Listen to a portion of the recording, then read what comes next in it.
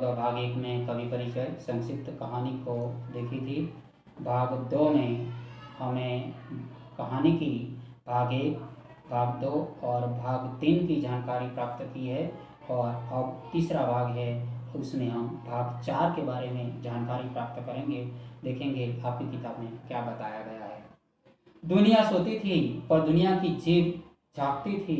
सवेरे ही देखे तो बालक वृद्ध सब के मुंह से यही बात सुनाई देती थी, जिसे देखिए वही पंडित जी के इस व्यवहार पर टीका टिप्पणी कर रहा था। निंदा की बौछारें हो रही थी, मानो संसार से अब पापी का पाप कट गया।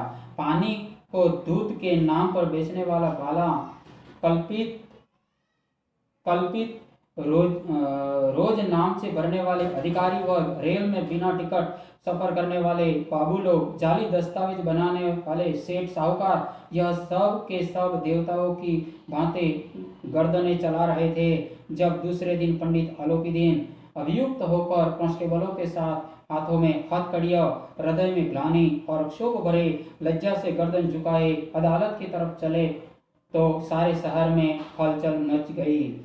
मेलों में कदाचित आंखें इतनी व्यग्र न होगी, भीड़ के मारे छत और दीवार में कोई भेद न रहा। यहाँ पर बताया गया है कि पूरी दुनिया सो रही थी, किंतु लोगों की जो जीभ है वो चलती हुई दिखाई देती है। सुबह का आगमन होते ही आसपास के सभी लोग कहने लगे, पंडित आलोकीदीन जमुना नदी के किनारे पर नमक की हेराफेरी पर उसे पकड़ लिया गया है, उसे हिरासत में ले लिया गया है। तब सब लोग अपने मुंह से पंडित आलोकीदीन के बारे में टीका टिप्पणी करते हुए दिखाई देते थे और कहने लगते थे कि पापी का जो पाप है वो अब कट गया है, यानी कि पाप का घड़ा भर चुका है, अब सबके सामने आ गया है।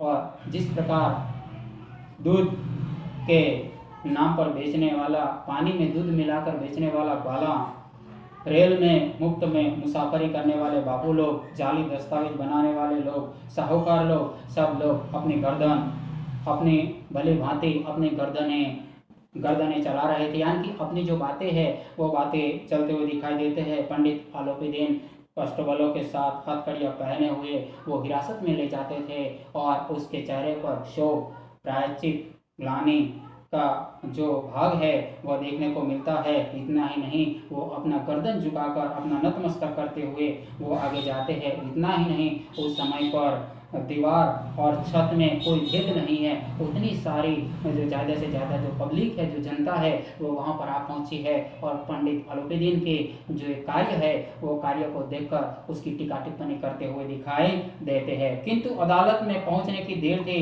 पंडित आलोकीदीन इस अगाध वन के सिंह थे। अधिकारी वर्ग उनके भक्त, अमले उनके सेवक, वकील मुख्तार उनके आज्ञा के पालक और दली, चपरासी तथा चौकीदार उनके बिना मोल के गुलाम थे। उन्हें देखते ही लोग चारों तरफ से दौड़े, सभी लोग विस्मित हो रहे थे। इसलिए नहीं कि आलोकीदीन ने यह कर्म क्यों किया, बल्कि इसलिए कि वह कानून के पंजे में कैसे आए। ऐसा मनुष्य जिसके असाध्य साधन करने वाला धन और अनन्य वाचालता हो, क्यों वह कानून में पंजे में आवे। प्रत्येक मनुष्य उनकी सहानुभूति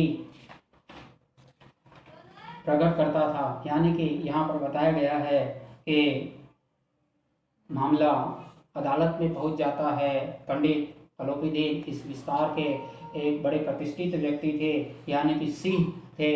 अधिकारी वर्ग, वकील वर्ग उनकी आज्ञा का पालन करते थे और चपरासी, चौकीदार उनके कहे बिना कुछ काम नहीं करते थे। और सभी लोग विस्मित हो गए, आश्चर्यचकित हो गए। वो कहने लगे कि आलोकीदीन जैसे व्यक्ति वो कानून के पंजे में किस प्रकार आए। उनके पास असाध्य धन संपत्ति थी, इतनी धन संपत्ति होते हुए भी वो किस प्रकार कानून के संगंजे में आ गए। प्रत्येक मनुष्य उसके प्रति सहानुभूति प्रकट करते हुए से इस आक्रमण को रोकने के निर्मित वकीलों की सेना तैयार की गई। न्याय के मैदान में धर्म और धन का युद्ध थम गया। वंशीधर चुपचाप खड़े थे। उनके पास सत्य के सिवा न कोई बल था, न स्पष्ट भाषण के अतिरिक्त कोई शस्त्र। गवाह थे किंतु लोभ से डवाडोल। यानी कि यहाँ पर बताया गया है कि मुकदमा कोर्ट की ओर चलता जा रहा था। वकील अपने रूप से पंडित आलोकीदीन को छुड़ाने के लिए तत्पर हो रहे थे और सच को झूठ और झूठ को सही बनाने की जो बातें हैं वो बातें यहाँ पर होती हुई दिखाई देती थी। धन और न्याय और धन का जो युद्ध है बराबर चल रहा था। वंशीधर चुपचाप ये सारी बातें देख रहे थे। वंशीधर के पास सत्य के अलावा और कुछ नहीं था, न और स्पष्ट भाषण ही उनका शस्त्र था। इसके सिवा उनके पास कोई नहीं था, कोई गवाही नहीं थी। गवाह थे किंतु लोभ से डवाडोल हो गए थे। यानी पंडित अलोपीदीन के और उनका जो बयान है वो बयान जाता हुआ दिखाई देता है, इसीलिए वो उनके पास सत्य के सिवा और कुछ नहीं था। यहाँ तक मुंशी जी न्याय भी अपने ओर से कुछ सिंचा हुआ दिख पड़ता था। वह न्याय का दरबार था, किंतु कर्मचारियों पर पक्षपात का नशा छाया हुआ था।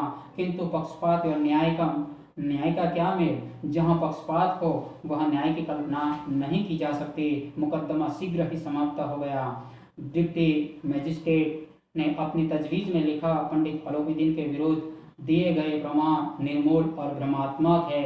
यहाँ पर बताया गया है मुंशी जी को न्याय की ओर खींचता हुआ दिखाई देता है कि मेरी अवश्य जीत होगी, मैं सच्चा हूँ, एक नेक दारोगा हूँ। यह बात उनके मन में आती थी, किंतु न्याय के दरबार में कर्मचारियों पर पक्षपात छाया हुआ दिखाई देता है।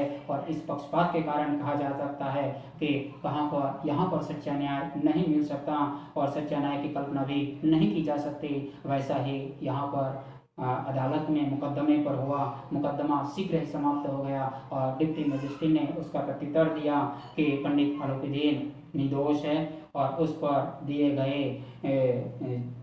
जो प्रमाण है वो एकदम विरुद्ध है और निर्मूल है, भ्रमात्मक है। उन्होंने कोई बुरा नहीं किया, यह बात सामने आती है। वह एक बड़े भारी आदमी हैं, यह बात कल्पना से बाहर है। उन्होंने थोड़े ही लाभ के लिए ऐसा दुस्साहस किया हो। यद्यपि नमक के दारोगा मुंशी वंशीधर का अधिक दोष नहीं है, लेकिन बड़े खेद की बात है उनकी उदंडता और विचारहीनता के कारण एक भले मानुष को कष्ट झेलना पड़ा। हम प्रसन्न हैं कि वह अपने काम में सजग और सचेत रहता है, किंतु नमक के महकमे की बढ़ी हुई नमक हलाली ने उसके विवेक और बुद्धि को भ्रष्ट कर दिया। भविष्य में उसे होशियार रहना चाहिए। यहाँ पर बताया गया है कि पंडित अलोपीदीन जब निर्दोष सामने आते हैं तो उस समय पर डिप्टी मजिस्ट्रेट में बताया गया है कि एक बड़े प्रतिष्ठित व्यक्ति थोड़े ही लाभ के कारण ऐसा दुस्साहस वो कभी नहीं कर सकता। किंतु उन्होंने ये भी बताया कि मुंशी वंशीधर का भी कोई अधिक दोष नहीं है। किंतु खेद की बात तो यह, खेद का मतलब होता है दुख, दुख की बात तो यह है उन्होंने काफ़ी उदारता के कारण, विचारहीनता के कारण एक भले मानुष को कष्ट झेलना पड़ा। और आगे सचेत रहने की बात बताई गई है और भविष्य में वंशीधर को कहा कि तुम्हें सचेत रहना चाहिए, होशियार रहना चाहिए। वकीलों ने यह फैसला सुना तब उछल पड़े। पंडित अलोपीदीन मुस्कुराते हुए बाहर निकले। स्वजन बांधवों ने रुपयों की लूट की। उदारता का सागर उमड़ पड़ा। उसकी लहरों ने अदालत की नींव तक हिला दी। जब वंशीधर बाहर निकले तो चारों ओर से उनके ऊपर व्यंग बाणों की वर्षा होने लगी। चपरासियों ने झुक झुक कर सलाम किए। इस समय पर एक एक कटुवाक्य, एक एक संकेत उनकी गर्वाग्नि को प्रज्वलित कर रहा था। कदाचित इस मुकदमे में सफल होकर वह इस तरह अकड़ते हुए न चलते। आज उन्हें संसार का एक खेदजनक विचित्र अनुभव हुआ। न्याय और विद्वता के लंबी चौड़ी उपाधियाँ, बड़ी बड़ी दाढ़ियाँ और ढीले चोगे एक भी सच्चे आदर के पात्र नहीं हैं।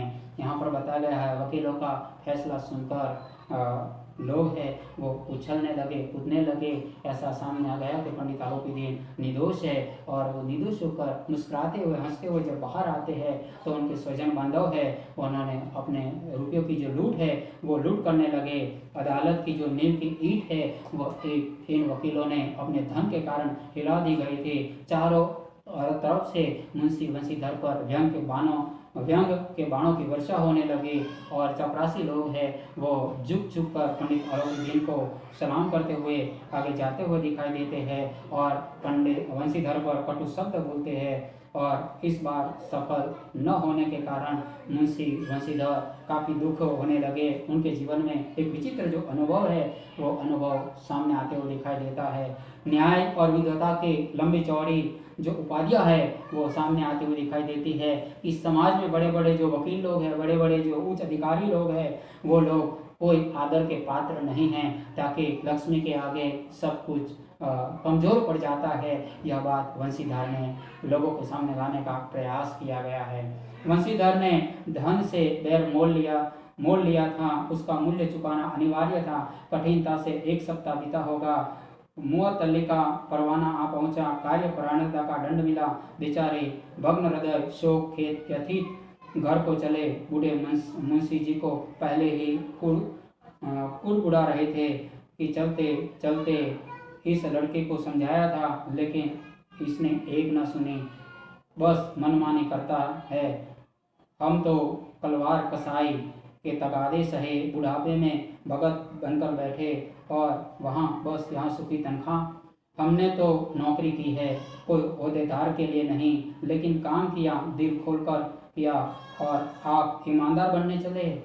यानी कि यहाँ पर मुंशी वंशीधर है, वो मुंशी वंशीधर का जो बैर है, दुश्मनावट है, वो दुश्मनावट बढ़ती जाती रहती है और उसका मूल्य चुकाना काफ़ी मुश्किल था। सप्ताह बीत जाने के बाद ही उन्होंने अपने कार्यपरायणता का दंड मिला और दंड में उन्होंने अपनी दारोगा पद की जो नौकरी है वो छोड़ देनी पड़ी थी। और वंशीधर निराश होकर अपने घर पर जा रहे थे। उस समय पर उसके वृद्ध मुंशी जी यानी उसके पिता है वो काफ़ी दुख का अनुभव कर रहे थे और वो कहने लगते थे कि हम बुढ़ापे में भगत बनकर बैठे हैं, हम कुछ काम नहीं कर सकते और जिससे नौकरी मिली थी उसे अच्छी तरह से निभाने की वजह और ज़्यादा से ज़्यादा आप ईमानदार बनने का प्रयास करने लगे।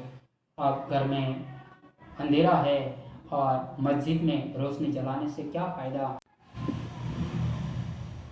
घर में चाहे अंधेरा, मस्जिद में अवश्य दिया जला देंगे। खेल है ऐसी समझ पर पढ़ना लिखना सब अकारत गया। इसके थोड़े ही दिनों के बाद मुंशी वंशीधर दुर्वस्था अपना सिर तोड़ लो। दुर्वस्था में अपने घर पहुंचे और बूढ़े पिताजी ने समाचार सुना तो सिर पीट लिया। बोले, जी चाहता है तुम्हारा और अपना सिर तोड़ लो। बहुत देर तक पछता पछता का हाथ मारने लगे। क्रोध में आकर कुछ कठोर बातें भी कही और वंशीधर टल न जाने के अवश्य ही क्रोध का विकल रूप धारण करता। वृद्ध माता को भी दुख हुआ। जगन्नाथ और रामेश्वर की यात्रा की कामनाएं मिट्टी में मिल गई। पत्नी ने तो कई दिन तक सीधे मुंह से बात भी नहीं की थी। यानी यहाँ पर बताया गया है कि जब घर में अंधेरा हो और मस्जिद में जाकर दिया जलाने की कोई आवश्यकता नहीं है, यानी कि ज़्यादा से ज़्यादा ईमानदार बनने की कोई आवश्यकता नहीं है। आप इतने ईमानदार क्यों बने हैं जिसके कारण अपनी नौकरी को छोड़नी पड़ी। ऐसी बात वृद्ध मुंशी जी उनके सामने कहते हैं। जब ऐसा समाचार उसे मिलता है तो वह कहते रहते हैं, मेरा और वंशीधर का दोनों का सिर एक साथ फोड़ दो और मन में पछतावे के अलावा और कुछ नहीं कर सकता। इतना ही नहीं, अपने वृद्ध माता भी निराश हो गए थे और अपने जगन्नाथ और रामेश्वर की जो यात्रा है वो यात्रा मिट्टी में मिल गए। यहाँ तक कि उनकी मुंशी वंशीधर की जो पत्नी है वह कुछ दिनों तक सीधे मुंह से उनके साथ बात भी नहीं की थी।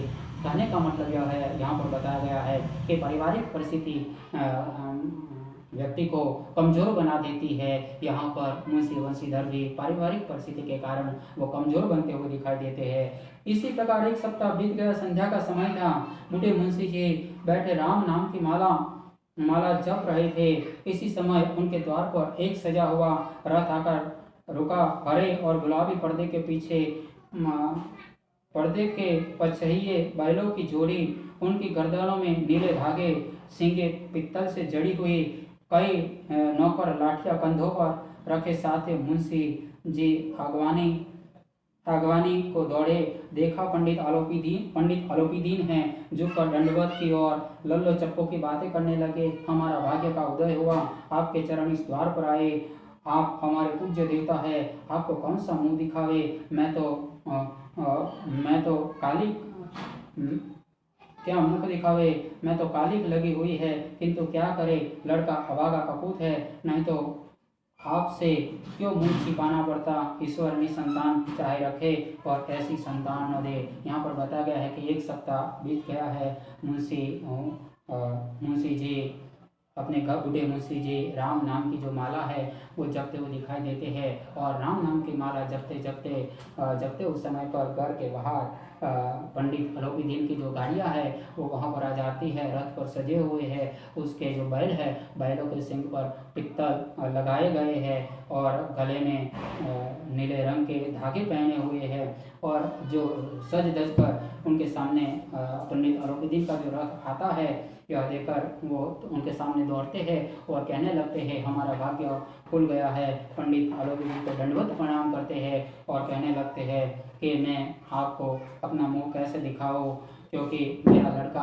अभागा है, कपूत है, और मुझे आपसे मुंह छिपाना पड़ता है, मगर भगवान ने ऐसा लड़का दिया, इसे निसंतान रखा होगा तो काफ़ी अच्छा होता। ऐसा यहाँ पर देखने को मिलता है। उस समय पर वंशीधर घर में सारा दृश्य देख रहा है और मन ही मन क्रोधावेश में आ जाता है, और भी जलाने के लिए यहाँ पर क्यों आए हैं, ऐसी बात उनके मन पर आती है। और उसे दंडवत प्रणाम करने की क्या आवश्यकता है, सच्चा न्याय तो मुझे नहीं मिला, ऐसा वो प्रायश्चित करता हुआ दिखाई देता है। अलौकिदीन ने कहा नहीं भाई साहब, अलौकिदीन ने कहा नहीं भाई साहब ऐसा न कहिए। मुंशी जी चकित होकर कहा ऐसी संतान को और क्या कहो। अलौकिदीन ने वात्सल्यपूर्ण स्वर कहा कुल तिलक और पुरुषों की कीर्ति उज्जवल करने वाले संसार में ऐसे कितने ही धर्मपरायण मनुष्य है जो धर्म पर अपना सब कुछ अर्पण कर सके। यहाँ पर बताया गया है। पंडित अलौकिदीन के सामने वो कहने लगे कि नहीं भाई साहब, ऐसा कहने की कोई आवश्यकता नहीं है। आपका जो लड़का है वंशीधर, दारोगा वंशीधर एक नेक लड़का है, कर्तव्यनिष्ठ व्यक्ति है। आप ऐसे अयोग्य शब्द बोलने की कोई आवश्यकता नहीं है। पंडित अलौकिदीन ने वात्सल्यपूर्ण स्वर से कहा कुल ऐसे हजारों में से लाखों में से कोई ऐसे कुल तिलक होते हैं कि धर्म के पथ पर अपना सब कुछ समर्पित कर देते हैं, उनमें से तुम्हारा लड़का एक है, यानी कि एक सच्चा इंसान है और सही रूप को सामने लेकर आया है और अपनी सच्चाई के कारण अपनी नौकरी को भी छोड़ दिया है। ऐसे व्यक्ति अगर मिलने काफी मुश्किल है। पंडित अलौकिदीन ने वंशीधर से कहा दारोगा जी, यह खुशामद करने के लिए मुझे इतना कष्ट उठाने की जरूरत न थी। उस रात को आपने अपने अधिकार के बल पर मुझे अपनी हिरासत में लिया था, किंतु आज मैं स्वेच्छा से अपनी हिरासत में आया हूँ। मैंने हजारों रईस अमीर देखे, हजारों उच्च पदाधिकारियों से काम करना पड़ा, किंतु मुझे परास्त किया तो मैंने सबको अपना और अपने धन का गुलाम बनाकर छोड़ दिया। मुझे आज्ञा दीजिए कि आपसे कुछ विनय करो। पंडित अलौकिदीन वंशीधर के सामने आकर कहने लगे कि दारोगा वंशीधर मन ही मन सोचते थे क्या मेरी और भी खुशामद करने के लिए आए हैं, मेरी मस्करी करने के लिए आए, इतना कष्ट उठाने की कोई ज़रूरत नहीं थी। उस रात को आपने अपने अधिकार के बल पर मुझे हिरासत में ले लिया था, किंतु आज मैं स्वयं ही आपकी हिरासत में आया हूँ। आप मुझे जो भी दंड देना चाहते हैं वो दे सकते हैं, जो भी कहना चाहते हैं वो कह सकते हैं, क्योंकि मैंने हजारों रईसों को, अमीरों को देखे हैं, उच्च पदाधिकारियों को देखे हैं, किंतु उन सब लोगों ने मुझे परास्त किया है। किंतु मैंने उन सबको परास्त किया है, किंतु तुमने मुझे परास्त किया है।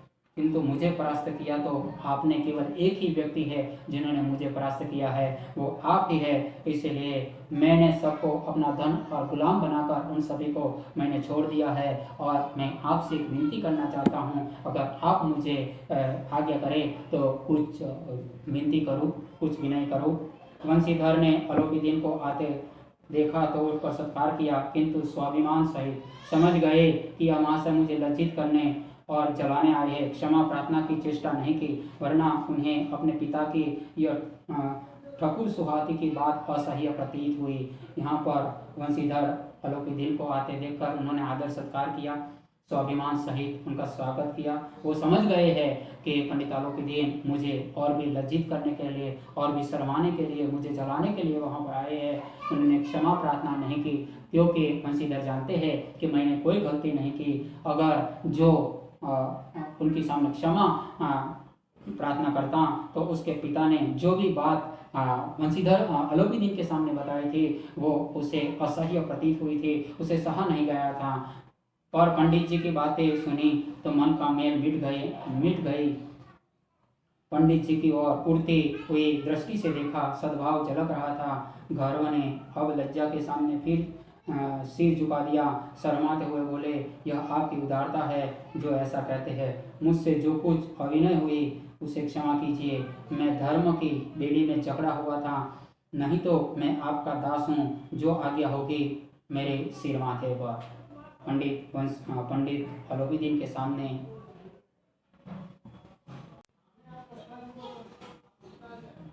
अलोपीदीन के सामने वो अपना मस्तक झुकाकर शर्माते हुए बोले कि आपकी उदारता है, मुझसे अभिनय हुआ है, मुझे गलती हुई है, मुझे माफ़ कीजिए, क्योंकि उस समय पर मैं धन से नहीं धर्म से जकड़ा हुआ था और धर्म ही मेरा श्रेष्ठ मार्ग था, कर्तव्य निष्ठा ही और नेक फर्ज ही मेरा नियम था। उसके कारण मैंने आपको परेशान किया, वरना मैं आपका दास हूँ, मतलब सेवक हूँ। आपकी आज्ञा मेरे लिए शिरोमान्य होगी। बोलिए आपकी क्या विनती है। अलोपीदीन ने विनीत भाव से कहा, नदी के तट पर आपने मेरी प्रार्थना नहीं स्वीकार की थी, किंतु आज स्वीकार करनी पड़ेगी। यहाँ पर पंडित अलोपीदीन बंशीधर से कहते थे कि नदी के तट पर यानी कि यमुना नदी के किनारे पर आपके हाथ में हुक्म था और उस हुक्म का आपने स्वीकार किया था। उस समय पर तुमने मेरी विनती को स्वीकार नहीं किया था, किंतु आज मैं तुम्हारे सामने आया हूँ और तुम्हें मेरी प्रार्थना और मेरी विनती को स्वीकार करनी पड़ेगी। बंशीधर बोले, मैं किस योग्य हूँ, किंतु जो कुछ सेवा मुझसे हो सकती है उसमें त्रुटि न होगी। बंशीधर कहने लगते हैं कि मुझे जो योग्य है मैं ये सेवा करने के लिए तैयार हूँ, किंतु उस सेवा में मेरी सहज भी गलती नहीं होगी, ये मैं चौकस रूप से कहता हूँ। पंडित अलोपीदीन ने स्टंप लगा हुआ पत्र निकाला और उसे बंशीधर के सामने रखकर बोले, इस पद को स्वीकार कर लीजिए और अपने हस्ताक्षर कर दीजिए। मैं ब्राह्मण हूँ, जब तक सवाल पूरा न कीजिएगा द्वार से न हटूंगा। यहाँ पर बताया गया है कि पंडित अलोपीदीन ने स्टंप पेपर लिखा हुआ था और पंडित अलोपीदीन ने बंशीधर के सामने रखा और उसे कहा कि उस पर अपना हस्ताक्षर कीजिए, और जब आप हस्ताक्षर करोगे तब ही मैं यहाँ से जाऊँगा, वरना मैं ब्राह्मण हूँ, मेरा अपना सवाल पूरा नहीं होगा, मेरा अपना कार्य सिद्ध नहीं होगा, तब तक मैं नहीं हटूंगा। क्योंकि मैं इस दुनिया में इस जगह पर हजारों लोगों से मैंने काम किया है, परंतु तुम्हारे जैसा नेक इंसान मुझे कोई नहीं मिला है, इसलिए मैं आज जबरदस्ती से भी तुम्हारे पास स्टैम्प पेपर पर सही कराकर मुझे अपनी सारी जायदाद का मैनेजर बनाना चाहता हूँ। यही बात वो सामने रखकर कहते हैं कि मेरा सवाल पूरा न हो जाएगा तब तक मैं द्वार से नहीं हटूंगा। मुंशी बंशीधर ने उस कागज को पढ़ा और कृतज्ञता से आंखों में आंसू भराए। पंडित अलोपीदीन ने उन्हें अपनी सारी जायदाद का स्थायी मैनेजर नियुक्त किया था। 6,000 वार्षिक वेतन के अतिरिक्त रोजाना खर्च, अलग सवारी के लिए घोड़े, रहने का बंगला, नौकर चाकर मुफ्त। कल्पित स्वर से बोले, पंडित जी, मुझे इतना सामर्थ्य नहीं है कि आपकी इस उदारता की मैं प्रशंसा कर सकूं, किंतु मैं ऐसे उच्च पद के योग्य नहीं हूँ। मुंशी बंशीधर ने एक कागज को पढ़ा और वो आनंद विभोर हो गए, जिसके कारण उनकी आंखों में से आंसू भरकर आए। पंडित अलोपीदीन ने उसमें लिखा था कि अपनी सारी जायदाद का मैंने आपको मैनेजर बना दिया गया है, मासिक 6,000 रुपया तनख्वाह मिलेगी, इसके अलावा रोज़ाना जो भी खर्च होता है वो खर्च भी अलग मिलेगा, रहने के लिए बंगला मिलेगा और जहाँ सवारी के लिए घोड़ा भी आपको मिलेगा, नौकर चाकर सब कुछ आपको मिलेगा। यह सब पढ़कर वो आश्चर्यचकित होकर बोले कि मुझ में इतना सामर्थ्य, इतनी शक्ति नहीं है कि मैं इस उच्च पद के योग्य नहीं हूँ, ऐसा बंशीधर यहाँ पर कहते हैं। तो पंडित अलोपीदीन कहने लगते हैं कि मुझसे ऐसे ही व्यक्ति की जरूरत है। पंडित अलोपीदीन हंसकर बोले, मुझे इस समय पर ऐसे एक अयोग्य मनुष्य की ही जरूरत है। यानी पंडित अलोपीदीन कहते हैं, मुझे ऐसे ही व्यक्ति, एक अयोग्य मनुष्य की जरूरत है और वो तुम हो।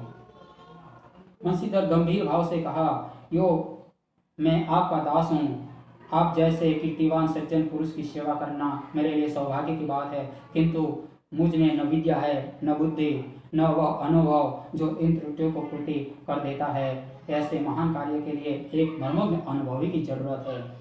मुंशी वंशीधर ये बात सामने लाने का प्रयास करते हैं कि आप जैसे कीर्तिवान सज्जन पुरुष की सेवा करना मेरे लिए सबसे सौभाग्यपूर्ण बात है, किंतु मेरे लिए न तो विद्या है, न तो बुद्धि है और न तो कोई अनुभव है। बिना अनुभव से मैं इन कार्यों में जो गलतियां होगी, जो त्रुटियां होगी, मैं किस प्रकार पूर्ण कर सकता हूँ। इसलिए मुझे एक अनुभवी व्यक्ति की जरूरत है। पंडित आलोकुद्दीन के ध्यान से कलम निकाली और उसे वंशीधर में हाथ में देकर बोले, न मुझे विद्वता की चाह है, न अनुभव की, न मर्मज्ञता की, न कार्य कुशलता की। इन गुणों के महत्व परिचय खूब पा चुका हूँ। अब सौभाग्य के अवसर मुझे वह मोती दे दिया है जिसके सामने योग्यता और विद्वता की चमक फीकी पड़ जाती है। यह कलम लीजिए, अधिक सोच विचार मत कीजिए, दस्तखत कर दीजिए।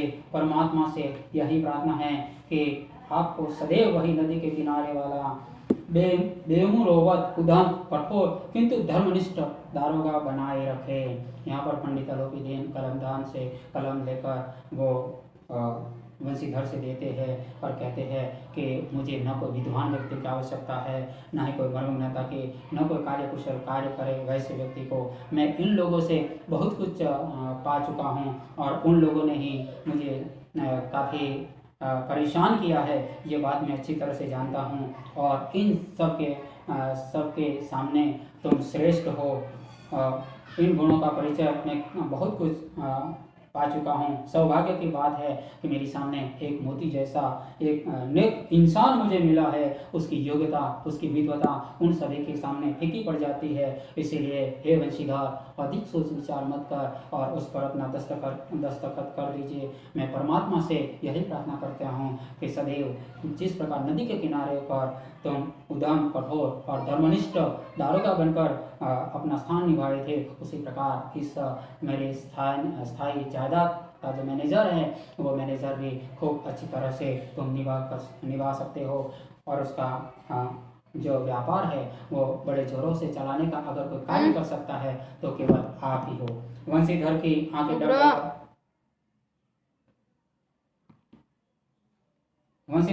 आंखें डबडबाई। हृदय के संकुचित पात्र में इतना एहसान न समझ सका। कई बार फिर पंडित जी की ओर भक्ति और श्रद्धा की दृष्टि से देखा और कांपते हुए हाथ से मैनेजरी के कागज पर हस्ताक्षर कर दिए। वंशीधर फिर से प्रेमाग्नि यानी कि खुश होकर उनकी आंखों में से पानी आ गए और उनका जो एहसान है वो उनके मन में नहीं समा सका। वो पंडित जी की बातें सुनकर वो कांपते हुए हाथों पर मैनेजर पद पर उन्होंने अपना हस्ताक्षर कर देते हैं। यानी कि इस पंडित आलोकुद्दीन की सारी जायदाद का वो मैनेजर बन जाता है। विद्यार्थी मित्रों, इस कहानी से हमें यह बोध मिलता है कि सच्चाई का जो पथ है उस पथ पर हमें आगे बढ़ना चाहिए, कभी भी नहीं रुकना चाहिए। हमेशा सच्चाई की ही जीत होती है। इस कहानी से हमें यह बोध